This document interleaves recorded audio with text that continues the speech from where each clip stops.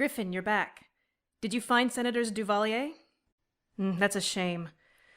We could have really used their help. How can he possibly help us?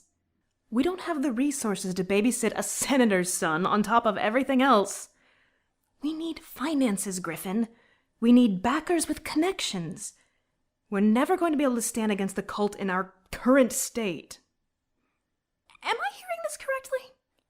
Are you suggesting that we let someone with no tactical experience direct us in battle merely because he has the sight? Why don't we just get a running start and throw ourselves onto their swords right now? It'll save everyone a lot of time and trouble. I heard guards up ahead. I'll scout the passage. Set, Armand, did you find Boz? Good. Fife was starting to get nervous. A sympathizer. A very wealthy man who hates the cult as much as we do. Duvalier. He was a friend of Griffin's. Griffin gave his life to rescue him. He's their son. Agreed. There will be plenty of time for that once we get to Boz's place. Armand, have you scouted us an escape route? Yes, he does. Congratulations on stating the obvious. Just do everyone here a favor and try to focus on not getting anyone else killed. Those are trained Ravenal guardsmen up there. Try to avoid fighting toe-to-toe with them. The last thing we need is more casualties. Look, Duvalier, right? I'm going to be frank with you. I think it was a mistake to ask you to be our tactician. Some of us have been studying battlefield tactics for a long time, and I can tell you, leading men in battle isn't easy. All it takes is one slip-up, and you can get people killed. Other than resigning your position, you mean?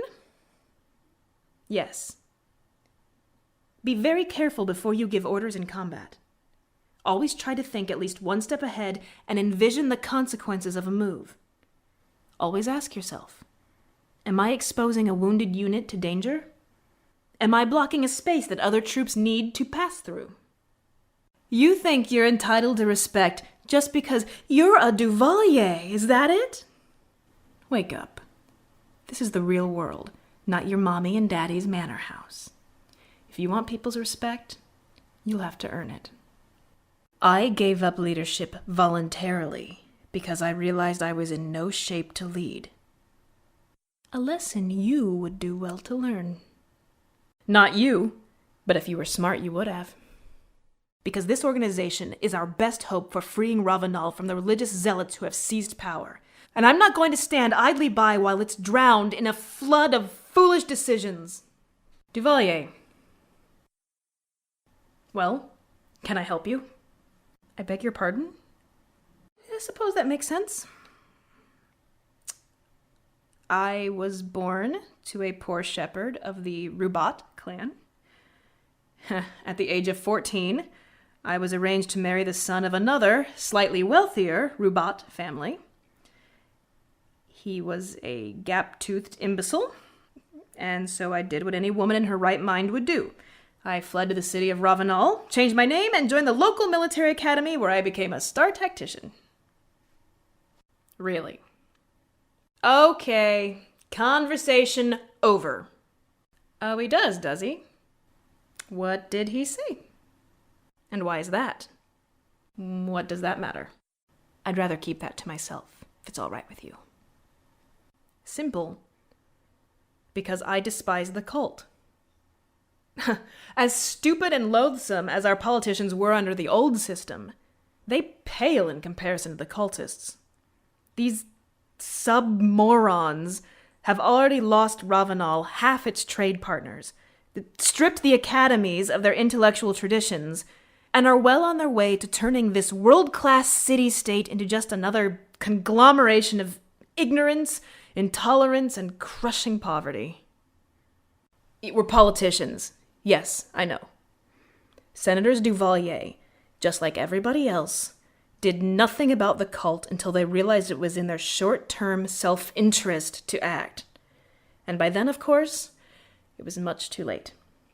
Too late for them, and too late for us. They had lost control of the guard. What line? These are facts. Pouting isn't going to change any of this. Part of being a tactician is being able to put aside your emotions and think objectively. People are depending on you. The sooner you stop acting like a petulant child and start acting like a general, the better off we'll all be. Of course. How do you think Cygnus managed a coup? By passing out candy in the streets? No. He got to General Decca, and through him, he hijacked the agenda of the Guard. It took years of manipulation by Decca and years of inaction from Parliament, but at long last, the Guard existed for its own purposes, entirely apart from the citizens it was supposed to serve. Superstition above brotherhood, God above country. Excuse me? Don't take this personally, Duvalier, but that's really none of your business. Please leave me be. Hey, I'm sorry I snapped at you before. I know you were just trying to be nice. Is there anything I can help you with? At the end of the day, a military is nothing more than a large group of men armed and trained to kill. What makes it useful, and not merely a threat to the peace, is that it is loyal to the government that sustains it. It's that knot of loyalty that ties the military to the people. Cygnus untied the knot by convincing our military's leaders that they had a higher duty. And so the faithful guardian dog of Ravenal turned and tore out its master's throat. The negative is what hurts you.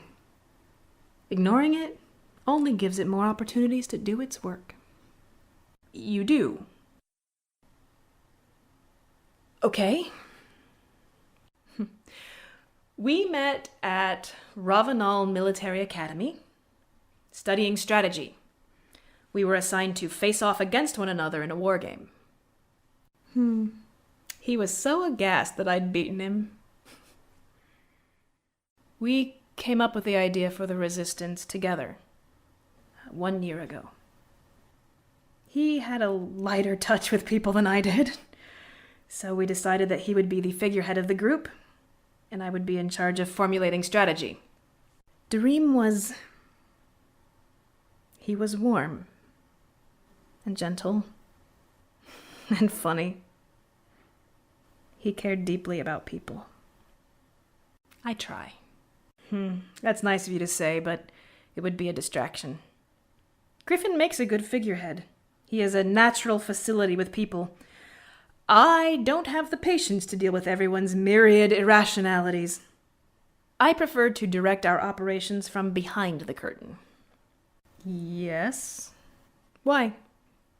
It's a good idea to keep in mind the role each type of soldier plays on the battlefield. Swordsmen are strictly frontline troops. Spearmen do well on the front lines too. Behind the front lines, there are a number of ways to arrange your men. Psi healers are often a good choice for second row, since they can keep front lines troops healthy, although you have to be very careful about leaving them in range of bowmen and other enemies. Spearmen also do well as support units, following up a sword stroke with a thrown spear. If someone is really in trouble, you might want to try using Luca to stand in the way of the enemy. She seems to share most spirits' resistance to physical attacks. And then, of course, there are bowmen, who tend to do best hanging back in the third row and picking off enemies who engage your front line. What are the rules? Psi-duel. I used to play that as a child. The way I play, I like to hit hard and hit early. Feedback, for instance, is a good card to put some distance between you and your opponent in terms of health points. However, it's smart to leave 9 psi points available for a dark vortex in case your opponent starts collecting lots of small minions. Resources are key. Play every smuggler and merchant you get the moment you get it. Once you have enough of each to play the minions you want, discard any additional merchants and smugglers you draw. This will gain you psi points to play more psi cards with. Collect a couple of energy golems or bowmen, then use them to pick off enemy minions. This way, you'll take less damage while whittling down your opponent's health with your other minions. If you draw a Fury card, play it on your minion with the highest health, Low health minions are easier to kill, which just wastes the ability. One exception? Playing Fury on a bowman or an energy golem can be a good move. It will not only make them stronger, it will also make them more efficient at taking down enemy minions. I think that's plenty. Why? Did Griffin say we'd be going there? Excuse me. The Rubat are a stupid, backwards people. The men treat their women like animals, their animals like objects, and their objects like they contain the meaning of life itself. They are illiterate, superstitious, and cruel. Why do you want to know? We'd have better luck extracting wine from a dung heap. Yes. Any people that can fashion a life out of the hard, barren wastes of the Ashwan, I admire that. But affection? No. Do you like poetry? You should. Poems sharpen our ability to imagine and our ability to analyze. Untangling a cleverly wrought poem is one of life's finer pleasures. Rahel is my favorite poet. Have you heard of her before? Would you like me to read you some of her work? This one is called Little Figurines. Little clay figurines are born wet. We mold them with our fingers. We mold them with our words. But each day they harden, yield less and less. The sun burns scars in them, and they surrender their moisture for relief. But the rains come, and they cannot taste their wetness. The ground moves, and they rattle asunder. Brittle men now, they must all crumble to dust. Tell me, what do you think this poem is about? That's just the imagery the poem uses. The poem isn't itself literally about... never mind. Yes? A metaphor for what? That's not really what it's getting at. You're ignoring the last line of the first stanza. That's not quite it. I don't see where you're getting the notion that water symbolizes help or kindness. Not bad. I think that's a pretty good interpretation. No. That is what intellectually lazy people say to avoid having to think about what meanings make sense within the context of the poem.